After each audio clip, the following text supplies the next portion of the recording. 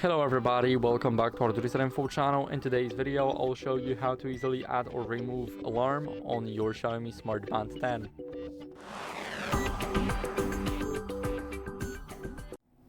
So first, what you guys need to do is go over to the Mi Fitness app on your device.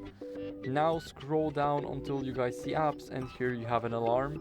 Now add an alarm for, let's say, 3:50 a.m. Now let's add it, and if you want it disabled, then simply go here.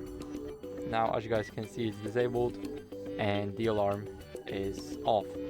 So that's it for the video. I hope it helped you, and if it did, then leave a like, sub and a comment, and I'll see you in the next one. Bye.